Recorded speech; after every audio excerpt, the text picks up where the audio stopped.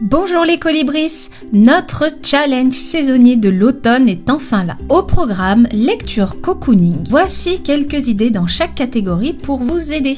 Et on commence avec la toute première catégorie de ce challenge, un livre à la couverture marron. Et je vous propose de découvrir le dernier roman de Franck Thillier, 1991, avec sa couverture marron craft. Pour les adeptes de cet auteur, retrouvez son personnage phare, Franck Charcot, dans sa toute première enquête. On remonte le temps et nous voici en 1991. Charcot sort tout juste de l'école des inspecteurs, mais va devoir faire face à sa toute première enquête, et pas la plus simple. Il est chargé de reprendre l'affaire des disparus du sud parisien, une enquête qui va l'emmener là où il n'aurait jamais pensé aller, une enquête sous haute tension à découvrir. Pour la seconde catégorie, un livre de saison, j'ai choisi le roman de Émilie Bonnet, Les héritiers de Salem, aux éditions Nouvelle Plume. Dans ce roman young adulte et fantastique, partez à la chasse aux sorcières. Parfait pour la saison et pour Halloween. Dans ce roman, l'autrice nous emmène à Salem à la rencontre de Serena et de ses frères, embarqués dans une aventure pleine de mystères et de secrets de famille.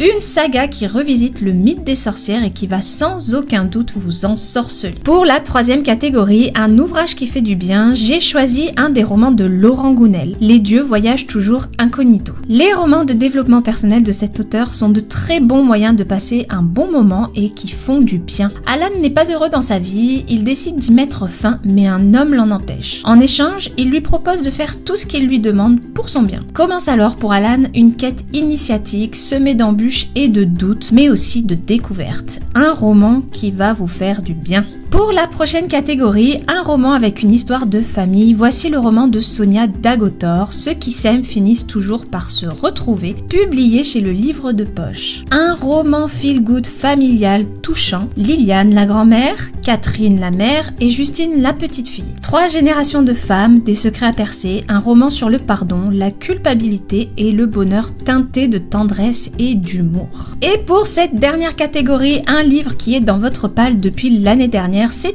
à vous d'aller fouiller dans votre pile à lire et de ressortir un livre qui vous attend depuis bien trop longtemps. Pour ma part, c'est le roman de Claire Norton, En ton âme et conscience. Evan, chirurgien reconnu, cache un profond traumatisme depuis l'âge de 12 ans. Un traumatisme qui va refaire surface et pourrait bien faire basculer la vie d'Evan. Une lecture qui semble pleine de rebondissements et prenante et que je vais enfin pouvoir faire sortir de ma pile à lire depuis le temps. Voilà les colibris, cette sélection est terminée. J'espère qu'elle vous aura aidé à confectionner votre palle pour ce challenge. N'hésitez pas à nous dire en commentaire les livres que vous avez choisis pour chaque catégorie et n'oubliez pas de vous abonner à la chaîne pour plus de sélections livresques. Sinon, on se retrouve dans une prochaine vidéo.